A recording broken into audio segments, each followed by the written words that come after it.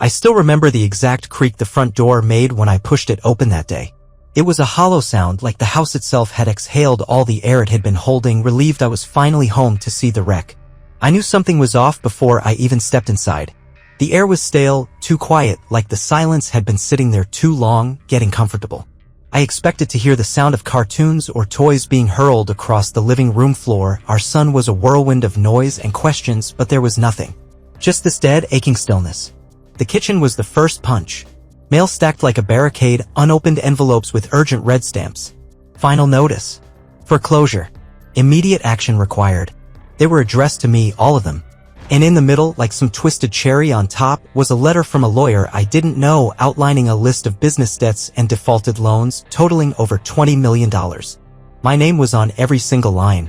My signature. My social security number. I stood there, not even breathing, just reading the same paragraph over and over, hoping the words would rearrange themselves into something sane. She was gone. There wasn't a note. Not a text. Not even a voicemail. Just gone. The drawers in our bedroom were half empty, the closet stripped of anything expensive. Her laptop was missing. Her jewelry box. Even the stash of passports and birth certificates we kept in a locked drawer, empty. I thought maybe I'd misunderstood. Maybe there had been a robbery. Maybe she'd been taken. But then I heard him, our son, downstairs, watching TV like nothing had happened. No panic in his voice, no questions. She hadn't run from danger. She had left him behind. That's what made it real. That's what broke me. She took everything but left our son. As if he were some decoy, a weight she couldn't carry on the run. Like he was part of the plan, just not the part she needed anymore. He looked up at me with those big, trusting eyes, and I had to sit down before I collapsed. The worst part? He didn't even ask where she was. He knew. Somehow, in that way kids do, he already knew she wasn't coming back. I didn't sleep that night. I sat on the floor of our bedroom surrounded by letters I couldn't afford to read. There were accounts I didn't recognize, transactions I'd never approved. Business ventures under my name, investments I'd never heard of. It was like she'd been living two lives right next to mine, one with a husband, a son, and a mortgage, and the other a reckless gamble funded by my trust and my signature. I thought about the last few months. The late-night phone calls she'd stepped outside to take. The business trips she swore were for networking. The sudden interest in private equity. I thought she was just ambitious. Maybe stressed. But now I saw it for what it was. A blueprint for escape. The illusion had been perfect. Right up until the moment she slipped out the back door with our lives packed into a suitcase and our future stamped with overdue notices. I don't know what hurt more, that she left me with $20 million in debt, or that she left our son like he was collateral. And I don't know which I'm more afraid of, the truth about where she went or why she ever came back in the first place. 3 days passed in a fog thick enough to suffocate. I moved through the house like a man suspended underwater, present but barely. I fed our son, answered questions I didn't understand, and stared blankly at the mountain of documents that now dictated our survival. I didn't tell him anything, not yet. What could I say? That his mother had vanished and left us in ruins? The phone call came just after I got him down for a nap. I was sitting at the kitchen table with a calculator I hadn't touched in years, trying to figure out which bills to ignore first. The number was unfamiliar, but I picked up. Some part of me still hoped it would be her. That she'd call to explain or even apologize. Instead, a man's voice greeted me, clipped, formal, practiced. "Mr. Carver?" he asked. "This is Thomas Hale. I represent your wife." I didn't answer right away. My throat was dry, my mind already rejecting the words.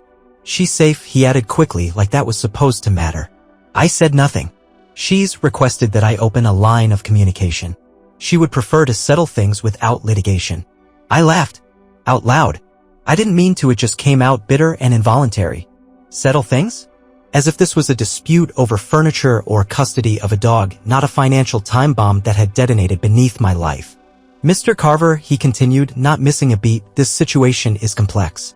Your wife acknowledges that, and she's hoping you'll cooperate so that both parties can walk away with minimal damage." My hands curled into fists beneath the table. "She forged my name on millions of dollars in debt," I said, slowly, deliberately. "She left me with a child and disappeared. And now she wants to walk away." There was a pause. A long one.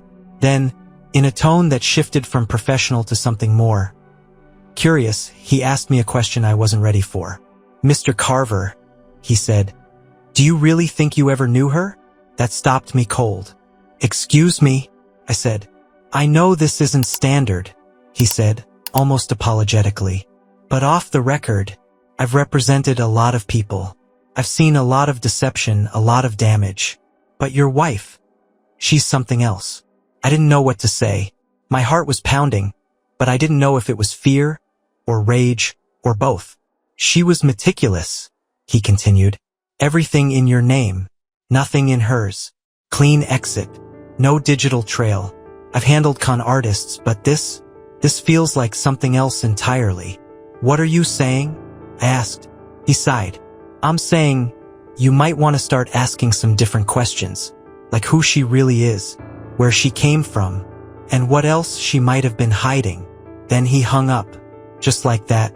I stared at the phone, at the silent screen, waiting for something, anything, to make it make sense.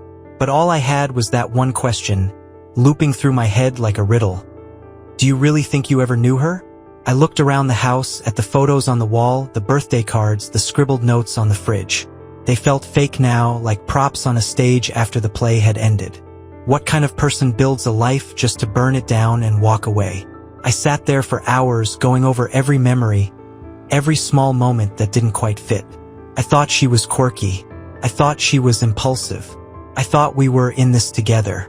But now I wondered if I had ever been more than a name on a form, a source of credit, a convenient mask for someone who was never who she claimed to be. And if she could fool me that completely, what else had I missed? The house was quiet, but I felt watched. Like somewhere, she was still out there, pulling strings I couldn't see yet. I didn't know what she was planning next, but I knew one thing now for certain. She hadn't just run. She had erased herself. And in doing so, she'd erased everything I thought I understood about my life. The room was too cold, or maybe it was just me. Either way, I couldn't stop shivering. Not violently, just enough to make my hands tremble as I reached for the folder the lawyer slid across the table. It was a quiet little office in a downtown building I'd passed 100 times without noticing. Hale and Winslow, the kind of name that made you think of old money and bitter divorces. I didn't want to be there, but curiosity had finally eclipsed rage. I needed to know what he meant when he asked if I ever really knew her.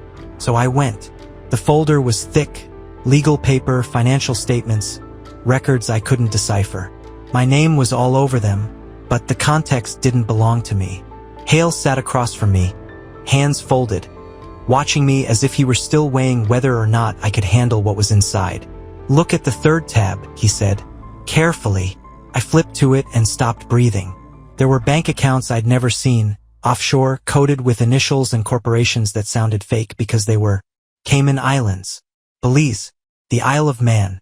Each account was linked, directly or indirectly, to a trail of funds so tangled it felt like staring at a spiderweb designed by a madman. Each node had her fingerprints, but not her name. Mine, everywhere. "You said she wanted to settle things peacefully?" I muttered, not looking up. "She does," he replied. "But that depends on you understanding the stakes, and what you're up against." I kept turning pages, trying to make sense of numbers I didn't understand. She had moved millions, staggering sums that never touched our joint account. Money that passed through shell companies, foundations, consulting firms that didn't even have websites. All of it moved through my name, my credit, my clean record. She had used me like insulation, like camouflage. "She needed you to be ordinary," he said quietly. "You were the veneer, the illusion of stability." Felt like being told my life had been a rented costume. "She's been preparing this for years," he added. "Your marriage was part of the architecture. You were her credibility, her shield. Your taxes, your job, your reputation. They all made her look legitimate." I thought back to our wedding, the way she smiled during our vows, how she had cried. Not dramatically, just a single tear like a movie moment. At the time, I thought it meant everything. Now, I realized it was probably calculated. "She was never trying to build a life with you," Hale said. "She was building a front." I felt sick. I remembered her late-night laptop sessions, the phone calls in another room, the times she'd laughed off financial questions, brushed aside budgeting talks with a kiss and a joke. She'd made me feel childish for caring. But I wasn't stupid. I was convenient. and now I was exposed. She's in deep, Hale continued. But she's not reckless. She's brilliant, actually. Most people wouldn't even recognize the structure. That's what makes her so dangerous. She made herself invisible. I closed the folder slowly. And my son? I asked. She left him with you because he's traceable. Children are harder to disappear with, especially when authorities are involved. She needed to vanish. Fast. He slowed her down. There it was again, that cold, clinical tone. She didn't leave him out of mercy. She left him because he didn't fit the blueprint. I sat there for a long time, staring at nothing. I wasn't her partner. I was a paper trail with a pulse. She married me to clean her slate, to slip beneath the radar, to exist without suspicion. And the worst part, the part that dug deepest, was that I never once questioned it. I believed in her. I believed in us. That belief had cost me everything. When I left Hale's office, the sky was gray, the kind that feels low enough to touch. I walked without direction, the folder heavy under my arm, like it might burn through the leather. She'd been 5 steps ahead the entire time. Now I was 5 years behind, with no idea who I'd actually shared a bed with all those nights. All I knew was this: our marriage was never real. It was an alibi, and I was the fool who made it bulletproof. I thought the worst part was behind me. The debt, the betrayal, the deception laid bare in documents thick enough to bury what little trust one had left.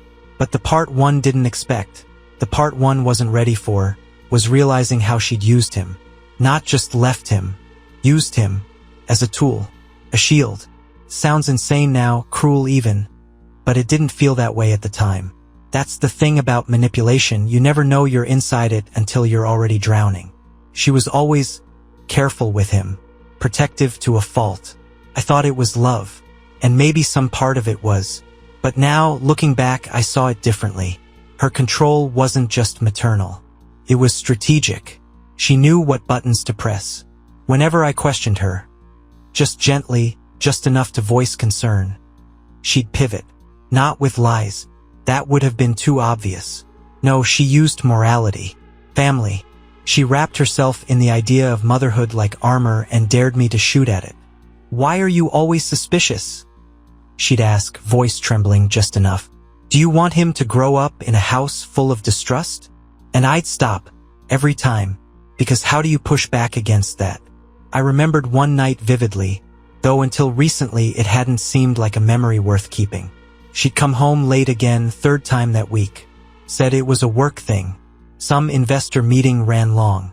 I noticed the smudge of lipstick freshly reapplied, the scent of perfume she never wore to meetings, the nervous energy she tried to pass off as fatigue. I asked where she really was. She looked at me like I'd broken something delicate. Then she glanced down the hallway, where our son was asleep, and whispered, "Don't do this. Not in front of him. He hears everything." That shut me down. Just like that.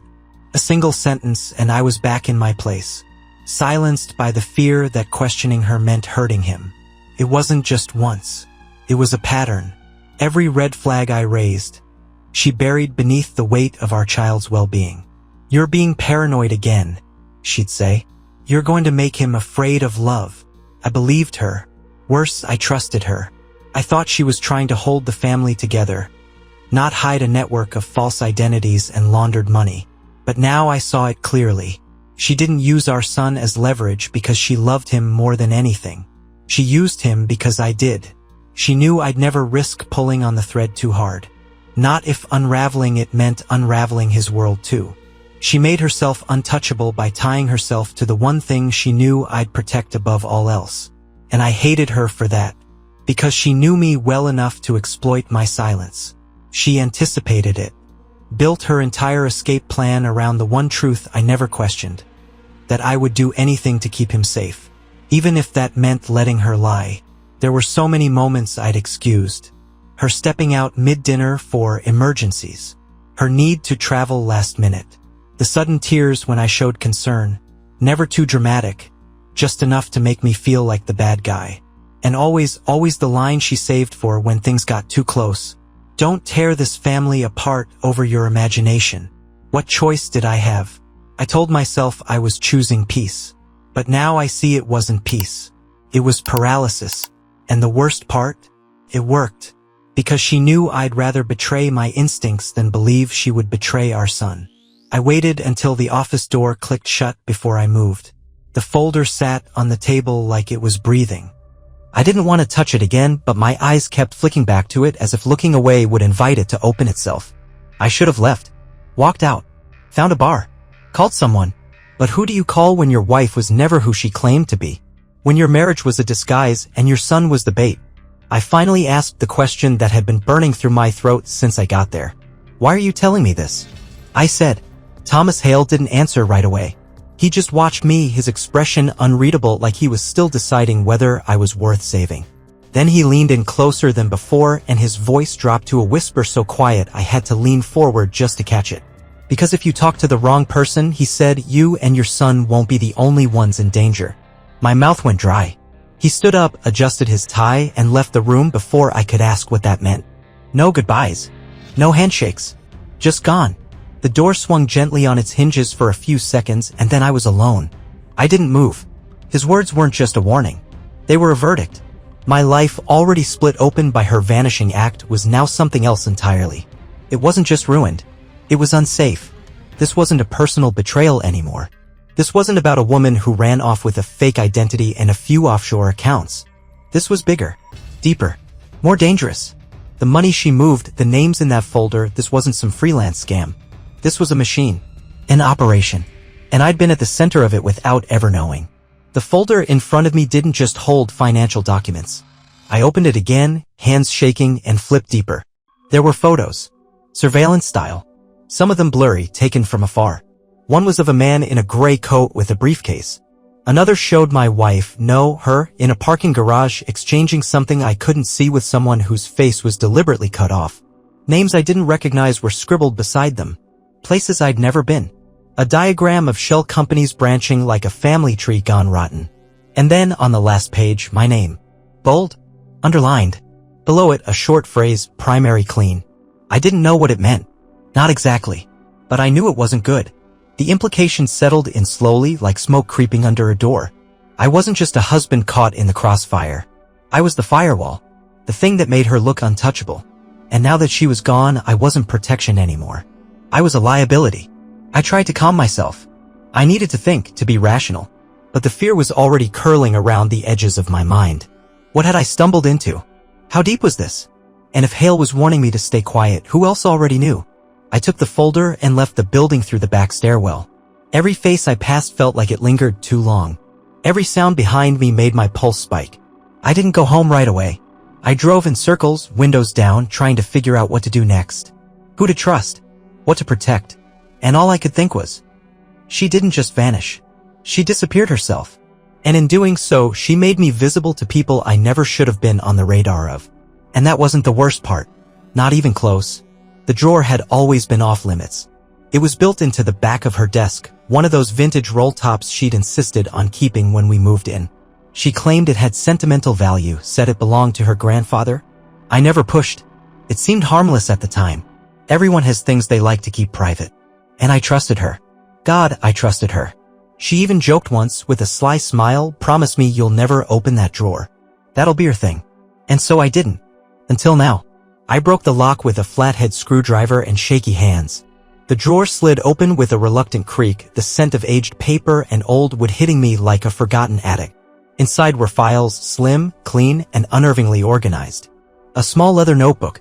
A flash drive. And tucked beneath a stack of receipts from places we'd never been, a phone. Black. Featureless. Cheap.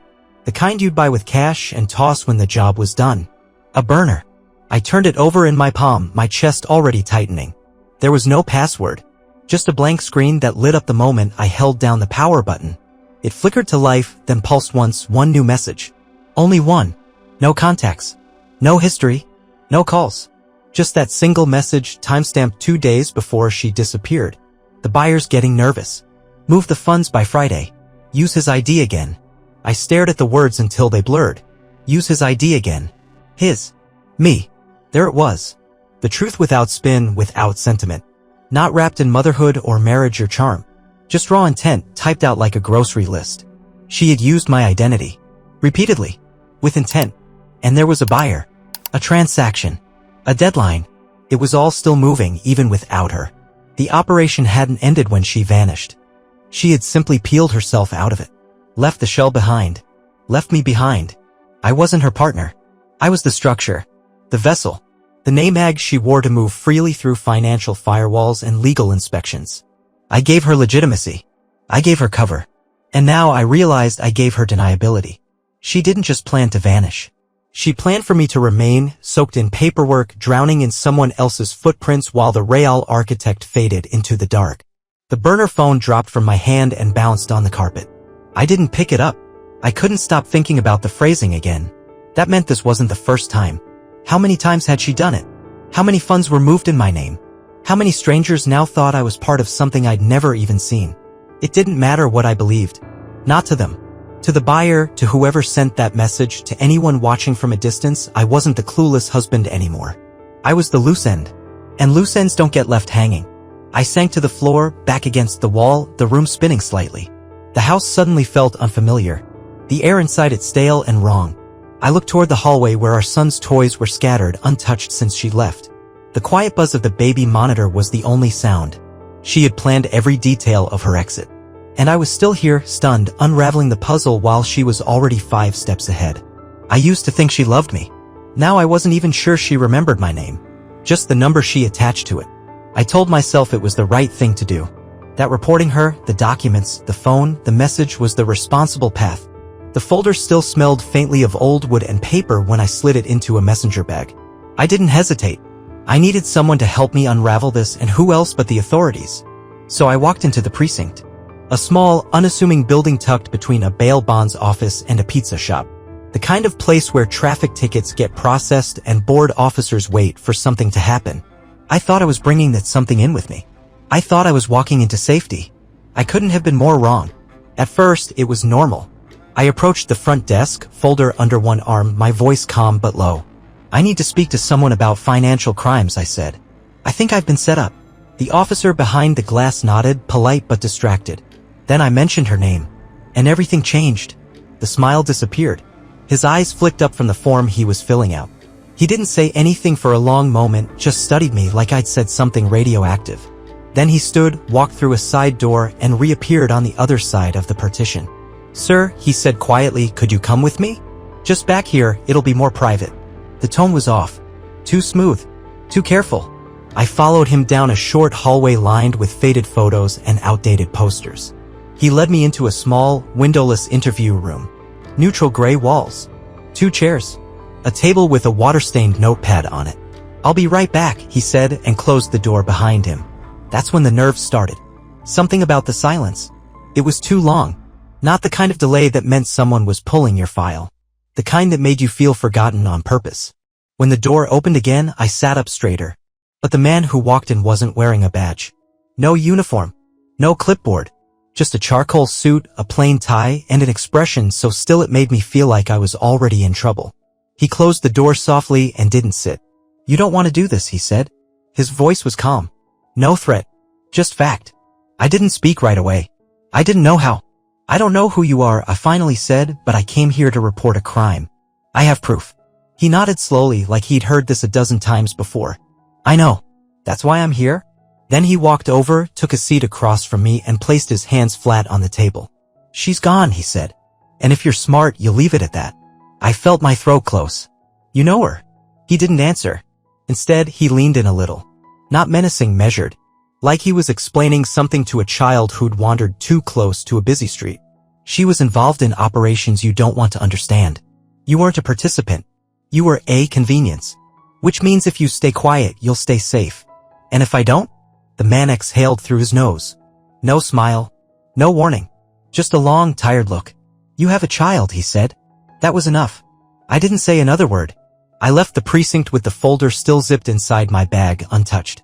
No one stopped me. No one even acknowledged me as I walked past the front desk again, this time with eyes on the floor. I got into my car and just sat there. Everything had been turned inside out. Again. The police weren't going to help. Maybe they couldn't. Maybe they weren't even allowed to. Whatever my wife, no, she had been part of, it was bigger than fraud. Bigger than money laundering. It was the kind of big that came with silence, suits, and men who knew your son's name without asking. I didn't know what to do. I just knew what not to do. No more talking. No more trusting. No more illusions. She hadn't just vanished to escape a mess. She vanished because the walls were already closing in. And now they were closer to me than ever. You start to notice patterns when your life begins to fray. A parked car. A flicker in the same window. A figure that's always just out of place. It started with the SUV. Black, unmarked, too clean for the neighborhood. I noticed it around 9 p.m. idling across the street beneath the broken streetlight that never got fixed. It wasn't doing anything, no flashing lights, no visible movement, but it didn't belong. And it didn't leave. I watched it from the living room window, standing behind the curtain, lights off. I told myself it could be anything. A neighbor's guest. A rideshare waiting for a fare. But then the hours passed. And it stayed. At midnight, it was still there. Engine off now. No dome light. Just a vague silhouette in the driver's seat, unmoving. At 2 a.m. I stopped pretending it wasn't real. I shut every blind, locked every door twice.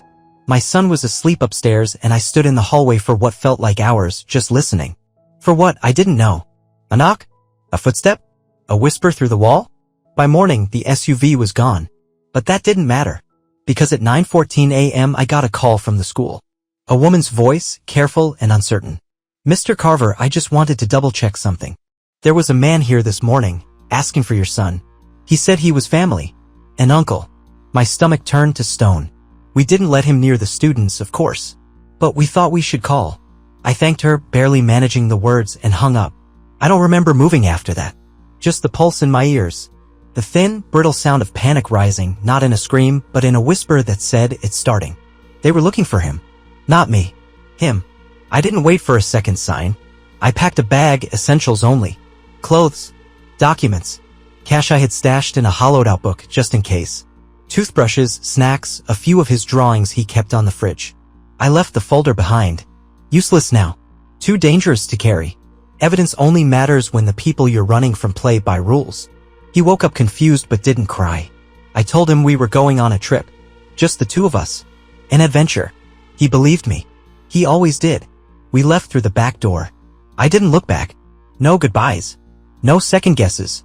I drove without thinking, just kept moving, winding through side streets and back roads, avoiding freeways and gas stations with cameras. I switched off my phone. His too. They were turned off, batteries removed, tossed out the window somewhere near the county line. Every time I checked the rearview mirror, I expected to see the SUV. I didn't. But that didn't make me feel safe. Because I knew this wasn't about being followed anymore. It was about being found. Someone wanted to know where we were. Someone had already been close enough to knock on a school door and pretend they were family.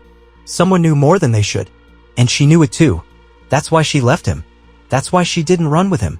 Because he was traceable. Because he mattered. And not just to me. They were looking for him now. Watching us. Maybe tracking our routines, our faces, the routes I took to school and back. It wasn't paranoia anymore. It was preparation. And now we were the ones who had to vanish. It happened 3 days after we disappeared. We were in a motel off a rural highway, the kind of place where the neon sign buzzes louder than the traffic. One bed, peeling wallpaper, a heater that clicked like it was thinking too hard. I kept the curtains shut, the lights low, and the TV on just loud enough to mask the silence. I hadn't slept. Not really. Every sound made me sit up. Every truck pulling into the lot made my pulse spike. My son adjusted faster than I did. He thought it was some kind of game. A road trip. He asked if we were going to see mountains. I told him yes, because lies were easier than fear. I was charging an old prepaid phone I'd picked up at a gas station 2 towns back. New number. No contacts. No history. I'd only turned it on to check for news, any reports, any signs of movement on her. I wasn't expecting it to ring. But it did. Blocked number. I almost didn't answer. Then I did. And I heard her voice. Hi. Just that. Like she was calling from the grocery store. Like this was normal. My throat clenched. I didn't speak. I couldn't. Don't be stupid, she said after a moment. Still calm. Still maddeningly in control. You don't understand who you're dealing with. I found my voice, but it sounded far away, like it belonged to someone else. Why? I asked. Why do all of this? She was silent for a breath. Then she answered, soft and unhurried, like she was explaining a recipe. Because you were the only one who wouldn't suspect a thing. That was all. No apology. No emotion. Not even anger. Then she hung up. Just like that. The dial tone echoed in my ear like a bell. I didn't move for a long time. I just stared at the phone, still warm in my hand, as if it might ring again and undo what she'd said. But I knew it wouldn't. She'd said exactly what she wanted to. Nothing more. And it haunted me. Not just the words, but the certainty in them. I was the only one who wouldn't suspect. The only one she could build it around. I was the foundation. The decoy. The alibi dressed in love and routine and domestic silence. She didn't choose me in spite of who I was. She chose me because of it. That call wasn't to warn me. It was to remind me. She was still ahead. Still watching. Still in control. And somewhere, beneath whatever identity she'd slid into next, she knew exactly where I was. Which meant it didn't matter how far we ran. Because she'd already left her mark. Not on my life, but on me. It's strange how memory turns on you. I used to think of our wedding photos as sacred. Proof of something real. A smile frozen in time. A hand in mine. The kind of image you hold close when things get hard to remind yourself why you stay. Now I can't look at them without seeing the blueprint. Everything we shared, every candlelit dinner, every vacation snapshot, every year we circled on the calendar with a heart wasn't just sentimental. It was strategy. A performance polished to perfection. A life built not to be lived, but to be seen. She didn't just need a husband. She needed a story. And I was the story. The kind you can present to banks, to investors, to federal agents if they ever come knocking. The pictures on the wall. The PTA meetings. The dinner parties. The charitable donations with both our names signed in cursive at the bottom. It was all armor. I didn't realize it at the time, but I wasn't a man to her. I was proof. I was trustworthiness incarnate. And when she finally disappeared, she didn't just leave me holding the debt and the confusion and the child who now asks where she went. She left me designed to take the fall. I thought I was a husband. Turns out I was a weapon. Crafted to cut through scrutiny. Sharpened with affection. A tool to be deployed, then discarded. Now I live under a different name. It doesn't feel like witness protection. No one offered me that. There were no agents, no safe houses. Just silence.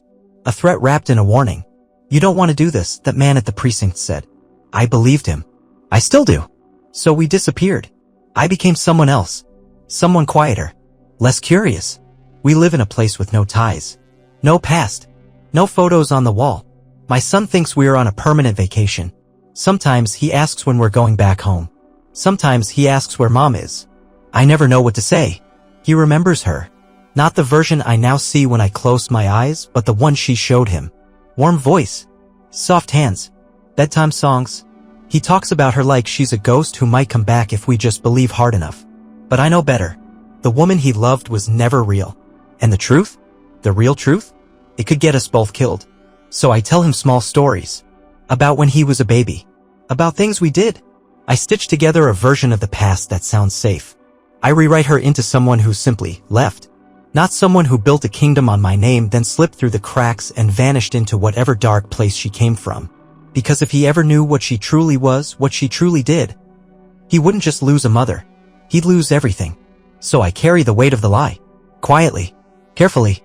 Because the truth is too sharp. And I've already been used as a weapon once. I won't let it happen again.